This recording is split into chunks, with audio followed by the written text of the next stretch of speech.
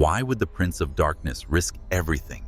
Not for kingdoms, not for souls, but for a single corpse. What power did Moses' body hold that could threaten the course of history, twist God's law, and disrupt prophecy itself? On a lonely mountain, the air trembled with a silent war unseen by any human eye. Had Lucifer succeeded, the consequences would have been catastrophic, forever altering the divine plan. This astonishing story is hidden in a single verse, Jude 1-9, where the battle was not fought with swords, but with unyielding authority. It was not a mere skirmish. It was a celestial confrontation over ownership, revealing why Moses remained dangerous even in death. Heaven and hell paused to watch, and the outcome would determine the fate of God's covenant and the integrity of his law. Moses lived a life divided into 3 extraordinary chapters, each shaping the destiny of a nation.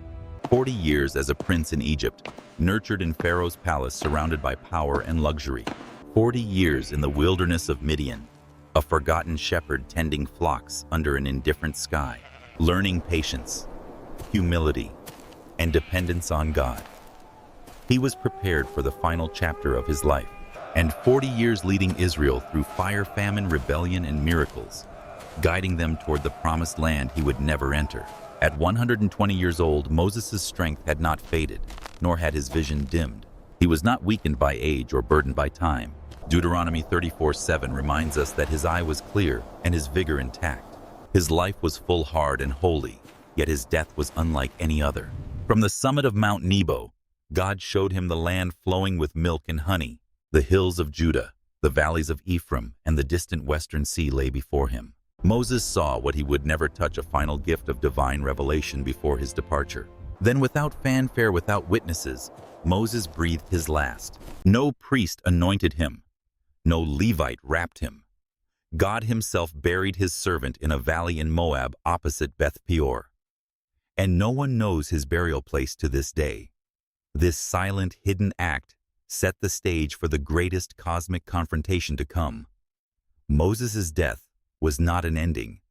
It was the preparation for a divine mystery, a story in which the forces of heaven and hell would collide over the possession of a man who had lived with extraordinary purpose. When Moses drew his final breath atop Mount Nebo, history itself seemed to pause.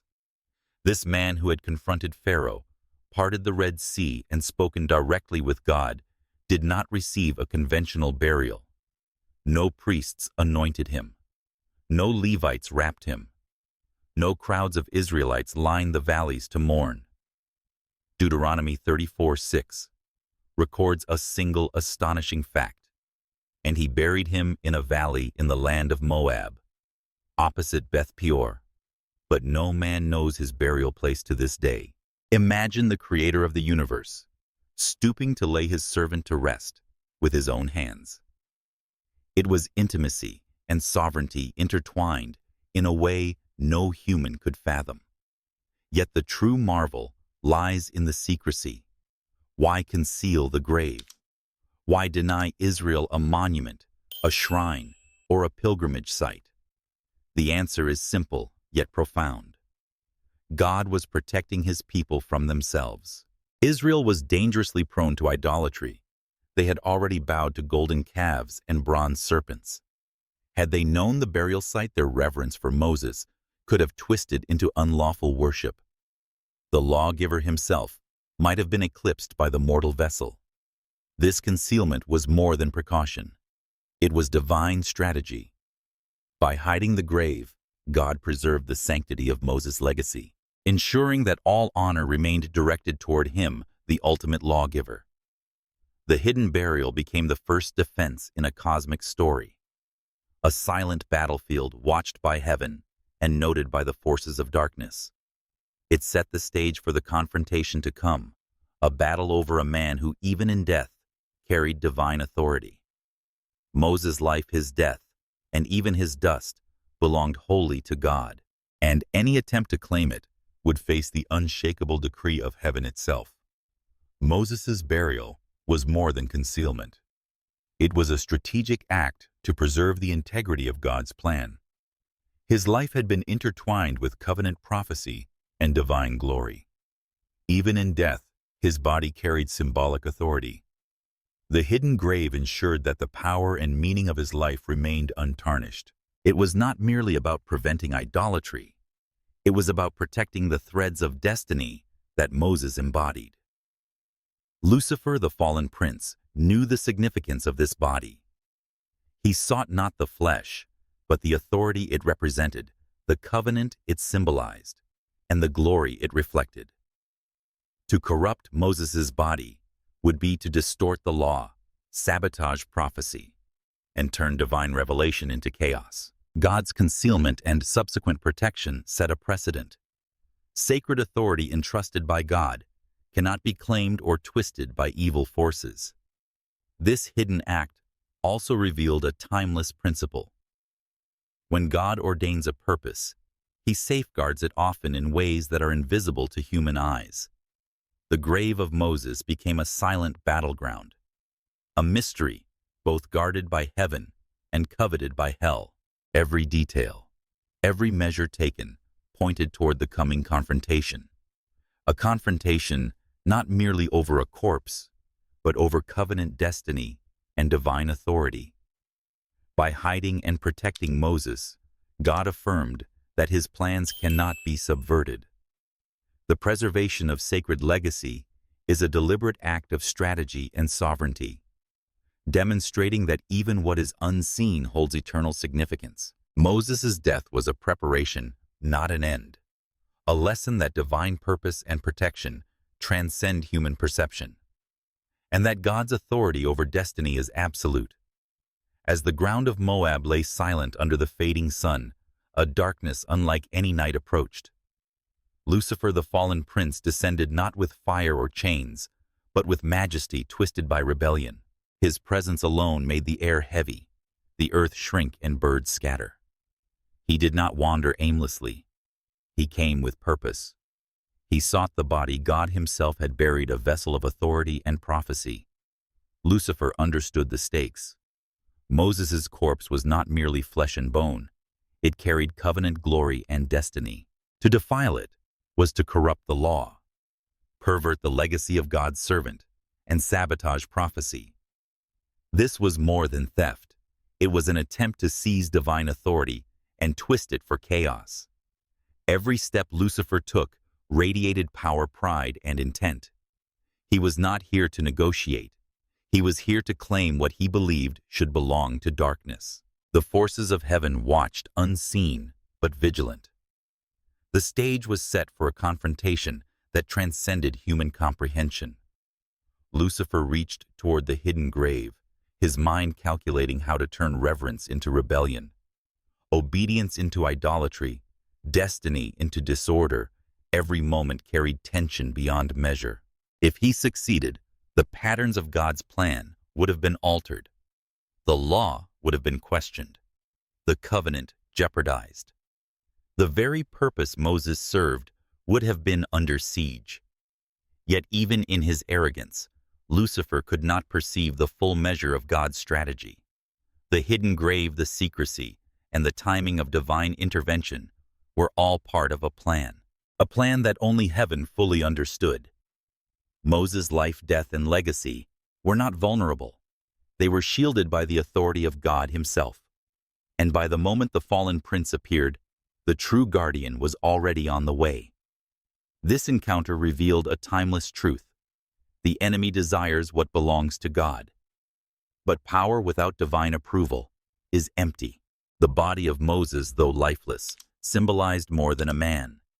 It represented covenant glory and prophecy, all of which would be defended by heaven itself.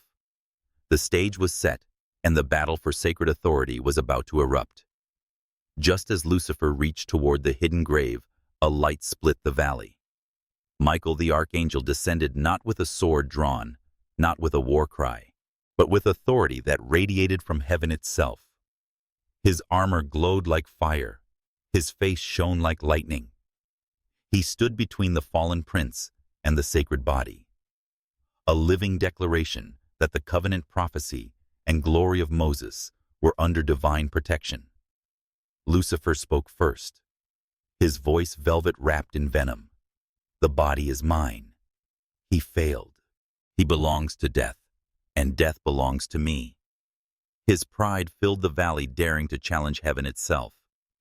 But Michael did not argue. He did not explain or recount Moses' victories. He simply declared, "The Lord rebuke you." In that instant, the air vibrated with the weight of divine authority. Lucifer recoiled, not from Michael's strength, but from the power behind his words.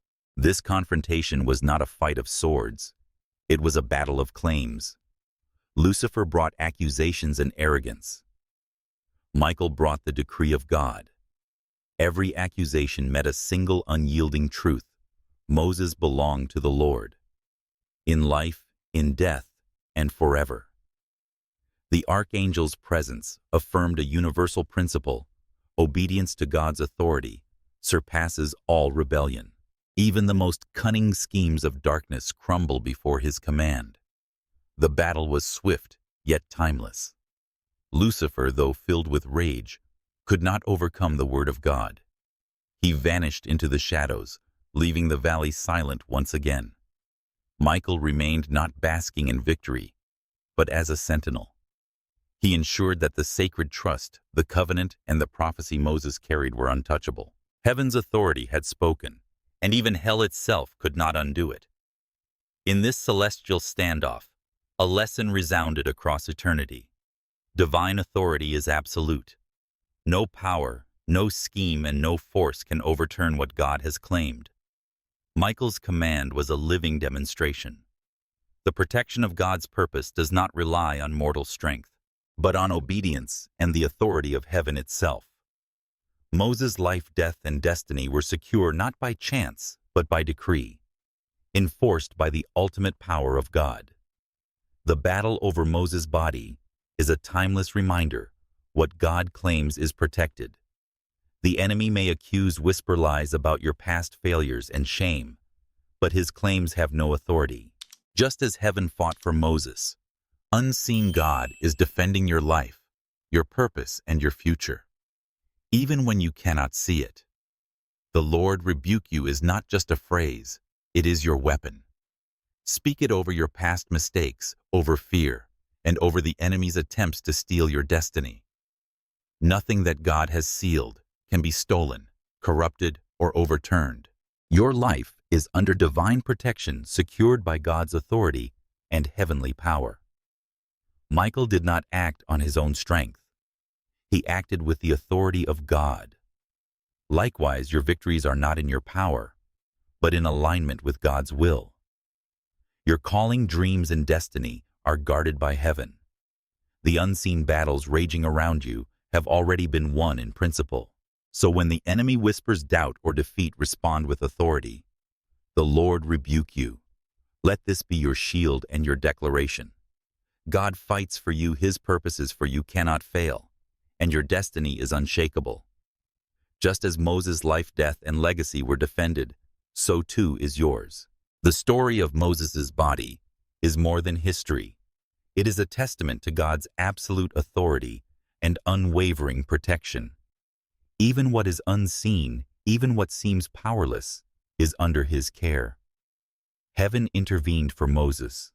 The unseen battle over his life and legacy demonstrates that God acts on behalf of his people, whether we perceive it or not. The clash between Lucifer and Michael reveals a timeless truth. God's purposes cannot be stolen, corrupted, or undermined. Authority, covenant, and destiny belong to him alone, and any attempt by darkness to claim what is God's will always fail. Moses' life, death, and even his dust were preserved not by chance, but by divine decree. For us today, this story carries a profound lesson. The enemy may accuse, tempt, or intimidate, but God fights for those he loves. Your calling, your future, your legacy are secured by heaven. Speak the words of authority Michael used. The Lord rebuke you. Let it be your shield, your weapon, and your declaration, that nothing the enemy tries can succeed against God's will. Moses' unseen victory reminds us that divine protection is constant, relentless, and personal. Heaven acts even when we cannot see it, Every purpose God has placed in your life is safeguarded. Just as the forces of darkness failed against Moses, they cannot overcome what God has designated for you. In the end, the story is both a warning and a promise. A warning that the enemy will fight relentlessly for what belongs to God, and a promise that God will always prevail.